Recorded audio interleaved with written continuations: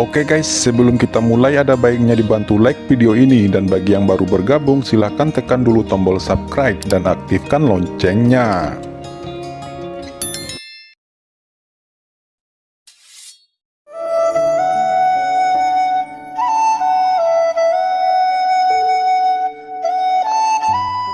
Ling Yi samar-samar merasakan seseorang telah mendekat di belakangnya. Ketika dia menoleh ke belakang, Qin Chen sudah berada beberapa langkah darinya. Dia langsung mengangkat tangannya, jelas berniat untuk meledakkan Qin Chen di jembatan pelangi ini. Qin Chen tersenyum, dia bahkan belum memulai. Qin Chen melirik ke depan, ujung jembatan pelangi masih berkabut. Tidak ada yang melihat dan orang-orang lainnya tertinggal jauh di belakang. Qin Chen langsung mengeluarkan pedang karat misterius. Ling Yi berteriak marah, meski terkejut dia tidak takut sama sekali. Hanya dengan satu ayunan pedang, lengan Ling Yi langsung terputus. Ling Yi berteriak kesakitan. Banyak pil tiba-tiba muncul di tangannya. Dan dalam sekejap mata tubuhnya terbakar dengan aura yang menakjubkan. Qin Chen berkata, "Apakah kamu pikir hanya dengan meminum beberapa pil itu sudah cukup?" Pedang karat misterius itu terbang. Ling Yi mengeluarkan raungan yang menyakitkan. Tubuhnya diselimuti aura pedang, hampir terkoyak di bawah aura pedang itu. Dia bahkan tidak punya waktu untuk melompat dari jembatan pelangi ini, dan aura pedang tajam Qin Chen langsung menghancurkannya dalam sekejap mata. "Seseorang akan datang," ucap Qin Chen melirik ke belakang, dan dia mengguncang tubuhnya dan berlari menuju ujung jembatan pelangi. Setelah puluhan nafas, Qin Chen akhirnya sampai di penghujung jembatan pelangi. Di sana ada kabut putih samar di depannya. Saat ini Qin Chen masuk ke dalam kabut itu dan langsung jatuh ke sebuah tempat yang asing. Qin Chen melonjak ke langit karena dia datang ke tempat yang tidak diketahui. Dia sudah mengeluarkan pedang sejak dari awal. Pada saat yang sama, bayangan hitam bergegas dan bertabrakan dengan pedang karat misterius Qin Chen. Qin Chen hanya merasa bahwa lengannya sedikit bergetar. Bayangan hitam itu tiba-tiba terbelah dan terbang puluhan meter jauhnya. Akan tetapi dia tidak mati. Qin Chen melihatnya dengan jelas bahwa di hadapannya saat ini ada seekor serangga hitam besar dengan ratusan kaki seperti kelabang. Panjangnya kira-kira 3 meter. Monster macam apa ini? Ucap Qin Chen terkejut. Ini sangat beracun. Skeleton Rider, jangan malas, keluarlah dan bunuh musuh dengan cepat. Skeleton Rider menyapu pandangannya ke sekeliling dan bergumam, "Di manakah tempat ini? Kenapa rasanya begitu nyaman?" Setelah tatapannya jatuh pada monster kelabang itu, tiba-tiba dia menarik nafas dingin dan ada ekspresi keterkejutan di matanya. Cambuk tulang putih langsung muncul di tangan Skeleton Rider dan dengan cepat mencambuk kelabang itu. Kelabang itu menjerit kesakitan. Yang lebih mengejutkan adalah bahwa mayat kelabang secara bertahap menyusut dan mengalir ke tubuh Master Skeleton Rider. Aura Skeleton Rider tiba-tiba melonjak dan dia langsung menerobos ke tahap ke-8 tingkat akhir. Dia berkata, "Aku baru saja terjebak dalam kemacetan sebelumnya dan aku tidak menyangka akan bertemu dengan tonik yang begitu bagus. Tuan, di manakah tempat ini? Kenapa Tuan bisa datang ke sini?" tanya Skeleton Rider sambil melirik ke sekeliling. Matanya bersinar samar dan mau tak mau bertanya. Qin Chen secara singkat berbicara tentang apa yang terjadi sebelumnya. Setelah itu sosok Qin Chen berkedip ke kedalaman benua misterius ini. Prioritas utamanya sekarang adalah menemukan Yu Qianzu terlebih dahulu. Namun ada terlalu banyak batasan di sini yang menyebabkan persepsi Qin Chen sangat lemah. Qin Chen berpikir, mari coba gunakan Zen Modding. Qin Chen mengeluarkan cakram Gyo keberuntungan alam semesta itu. Boom! Segenap pemandangan dalam ratusan mil terlihat jelas di benak Qin Chen. Dengan ekspresi terkejut di wajahnya, dia terus mendesak Zen Modding dan mulai menelusuri keberadaan Yu Qianzu di benua misterius ini. Benua ini terlalu luas. Setelah lama mencari, Qin Chen tidak dapat menemukan keberadaan Yu Qianzu. Sebaliknya, ia malah menemukan banyak eliksir. Hanya dalam setengah hari, Qin Chen telah menemukan lebih dari selusin eliksir tingkat kaisar. Skeleton Rider berkata, "Tuan, Anda tidak perlu terlalu khawatir. Dengan kekuatan Nyonya seharusnya tidak akan ada bahaya. Bagaimanapun tempat ini masih berada di pinggiran, kekuatan serangga dan binatang buas yang muncul tidaklah begitu kuat." Qin menjawab, "Nyonya katamu, siapa yang bilang Yukiansu adalah nyonyamu?" Master Skeleton Rider tersenyum dan berkata, "Tuan, Anda tidak bisa menyembunyikannya dari bawahan ini. Lagi pula Anda suka menerima secara pasif. Nah, selain Nyonya Yukiansu, gadis kecil Chen Sisi dari Sekte Sihir juga oke dengan pesona alaminya yang tak terbatas. Yang lebih penting lagi, jadilah proaktif." Qin membalas, "Kamu lanjutkan saja kultivasimu." Qin mengutuk dengan marah. Setengah hari lagi berlalu, Qin terus menelusuri benua misterius ini. Tiba-tiba aura eliksir yang kuat muncul di depan mata Qin yang ternyata adalah sebuah taman obat spiritual tingkat ke-7. Semuanya menarik perhatiannya. Qin tidak memikirkan hal lain. Dia langsung memindahkan taman obat tingkat raja ini semuanya ke dalam cincin penyimpanannya. Setelah setengah hari, cincin penyimpanan Qin sudah berisi ribuan obat mujarab tingkat 7 dan ratusan obat mujarab tingkat 8. Tiba-tiba Qin merasa ada yang aneh dalam cincin penyimpanannya. Ternyata sejumlah besar semut pemakan ki dan serangga api ikut melahap eliksir itu dengan panik.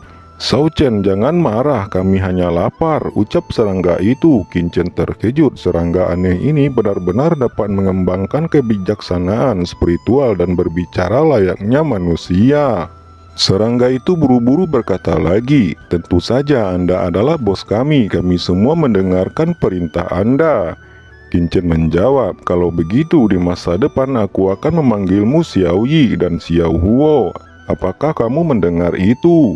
Qin menamai kedua serangga itu. Kedua serangga itu langsung menari kegirangan. "Baiklah, baiklah, sekarang kamu masuk dan ingat kamu tidak diperbolehkan memakan ramuan lain kecuali ramuan yang telah kamu gerogoti sebelumnya. Kalau tidak, jangan salahkan aku karena bertindak kejam." "Bos, bukankah kamu mencari kakak ipar?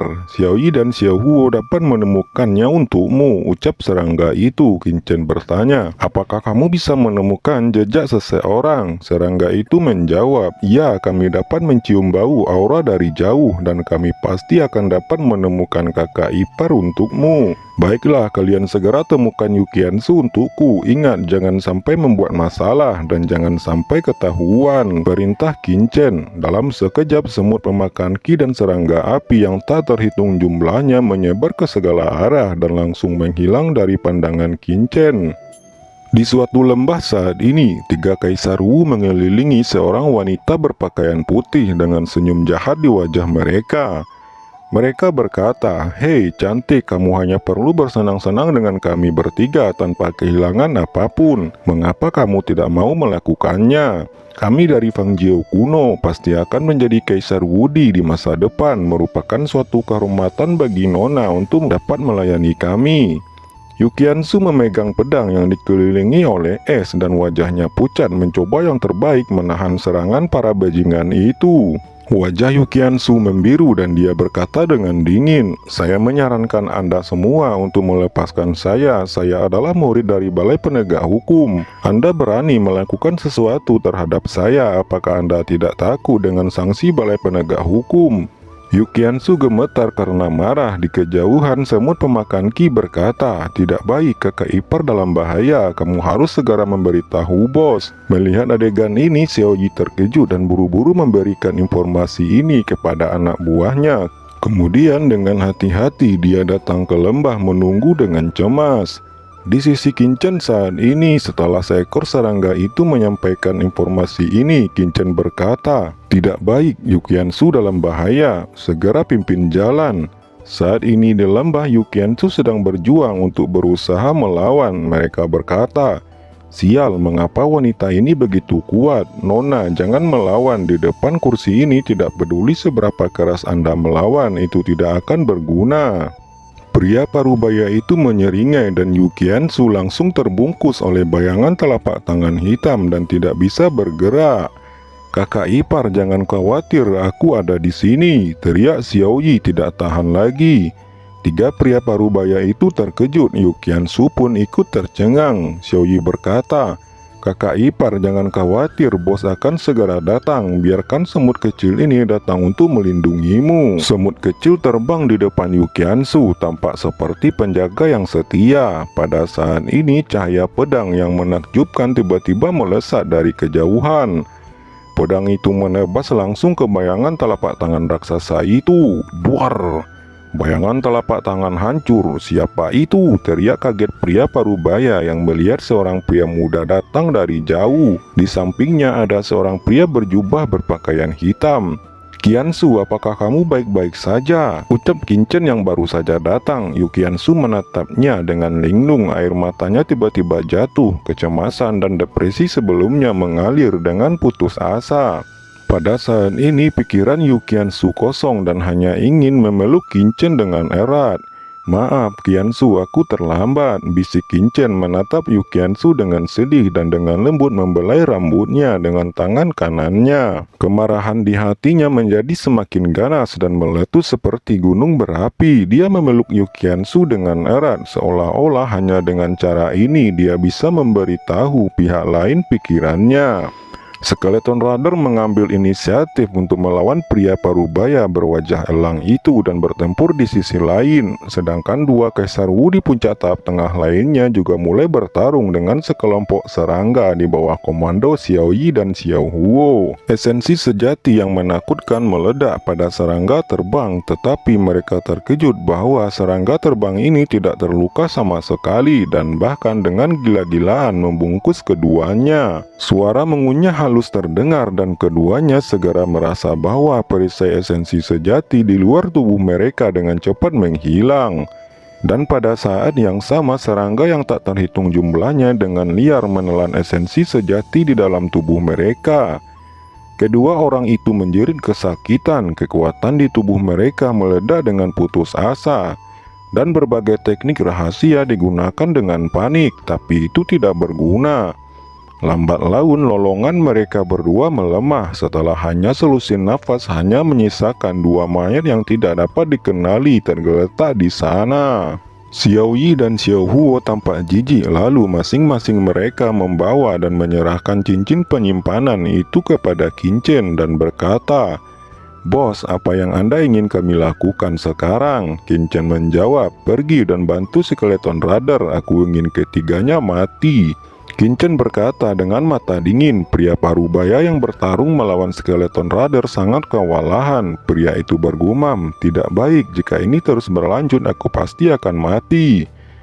Segera dengan sekuat tenaga dia berusaha menyerang ke arah Qinchen. "Chen kecil!" Yukiansu terkejut, wajahnya tiba-tiba menjadi dingin melihat bahwa serangan pria itu akan mengenai Qinchen. Qinchen tiba-tiba mengangkat kepalanya, mata terlarang pun muncul di tengah alis Qinchen. Pria parubaya itu hanya merasa pusing di benaknya. Pada saat yang sama dia melihat sebuah gunung besar ditekan ke arahnya. Itu adalah Fan Tianyin, kotak segel hitam yang terus menekan pria itu. Seteguk udara menyembur keluar dan meridian pria parubaya itu pecah setiap inci. Qinchen mencibir, pedang karat misterius pun muncul di tangannya. Pria itu berkata, "Tuan, tolong selamatkan hidupku. Aku bersedia memberimu semua harta di tubuhku." Dalam menghadapi kematian, dia ketakutan dan mulai memohon belas kasihan. Qinchen mencibir, rasa dingin di matanya tetap tidak berkurang. Dia berkata, "Skeleton, orang ini aku serahkan kepadamu." Jie, terima kasih Tuan." Skeleton Rider tertawa dan bergegas mengambil nafas dalam-dalam dan segera semua kabut darah tersedot ke dalam tubuhnya. Esensi darah Kaisar Wu tahap akhir ini benar-benar nyaman. Skeleton Rider berlutut dengan satu lutut dengan hormat menawarkan cincin penyimpanan pria itu ke Qinchen. Qinchen menyingkirkan cincin penyimpanan itu dan hanya melambaikan tangannya, dan Skeleton Rider masih berdiri di sampingnya dengan hormat. Qinchen berkata, "Qiansu, apakah kamu baik-baik saja?" Qinchen berbalik dan menatap Yukiansu sambil tersenyum. Yukiansu tercengang, dia menatap lembah yang berantakan dengan kosong, kaget tetapi ada jejak kebahagiaan di hatinya. Tidak terlihat dalam setahun ini basis kultivasi Qinchen telah meningkat pesat. Bahkan seorang Kaisar Wu tahap ke-8 akhir tidak lagi menjadi masalah. Setelah membersihkan tempat ini, Qin Chen dan Yu Qiansu mengguncang sosoknya dan dengan cepat meninggalkan tempat itu. Di perjalanan, Yu Qiansu berkata, "Shao Chen, bagaimana perjalananmu menuju Martial Domain?" Yu Qiansu menundukkan kepalanya dan bertanya dengan lembut. Qin Chen memberitahunya tentang partisipasinya dalam kompetisi 4 domain Papiliun Pil. Pada saat yang sama, Yu Qiansu juga memberitahukan tentang apa yang dia alami setelah perpisahan mereka berdua waktu itu. "Ngomong-ngomong, pernahkah Anda melihat sekelompok orang berpakaian hitam?" Qin Chen bertanya tiba-tiba. Yu Qiansu berpikir sejenak dan berkata, "Apakah mereka menggunakan topeng? Jika itu benar, maka mereka adalah murid-murid dari aula penegak hukum saya."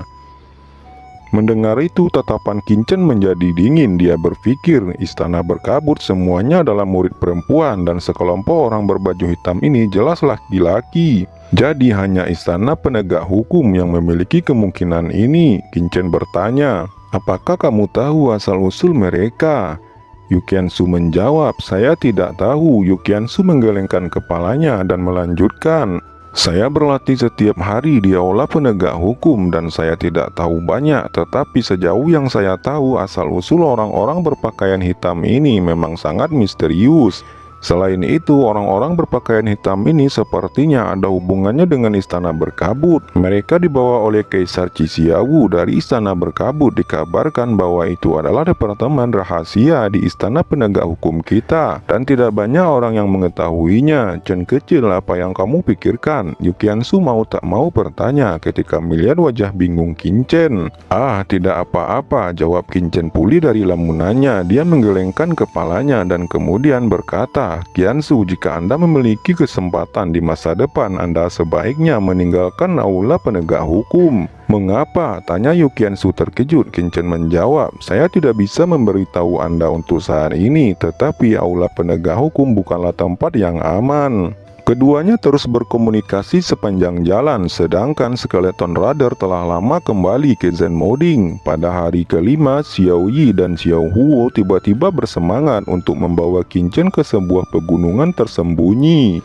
Qin Chen memandang gunung ini dengan ragu. Tidak ada eliksir di sini dan aura di sini lebih tipis dari tempat lainnya. Dia tidak mengerti mengapa serangga itu membawa mereka ke sini. Tepat ketika dia ingin bertanya, semut kecil telah mengumpulkan sekelompok kawanannya dan segera menggorogoti dinding batu itu dengan panik. Dan pada saat berikutnya, pegunungan tersembunyi ini segera dipenuhi dengan esensi sejati surga dan bumi yang sangat kaya. "Formasi roh tersembunyi alami," seru Qin Chen tiba-tiba terkejut. Segera dia mengerti bahwa sebenarnya ada vena sejati bermutu tinggi di bawahnya, tetapi itu dilindungi oleh formasi roh tersembunyi alami ini. Qin Chen segera mengorbankan senjatanya, menebasnya dengan pedang. Duar! "Pena batu sejati," ucap seseorang tiba-tiba datang mendarat di depan Qin Chen dan Yu Qiansu. Dia adalah seorang Kaisar Wu di puncak tahap menengah. Dia berkata, "Pena batu sejati ini adalah milikku, tapi kalian juga akan dapat bagian setengahnya. Bagaimana?" Sebelum Qin Chen berbicara, Xiao Yi berkata dengan marah, "Bos, apakah Anda ingin saya menelannya?" Qin Chen berkata, "Xiao Yi, kamu kumpulkan vena batu sejati ini, aku akan menghajar orang ini." Kaisar Wu yang baru datang itu langsung trauma mendengar percakapan Qin Chen dengan serangga aneh itu. Baru kali ini dia menyaksikan binatang darah yang memiliki kecerdasan dan dapat berbicara layaknya manusia. Oke teman-teman, terima kasih sudah menonton. Jangan lupa like, komen, dan subscribe.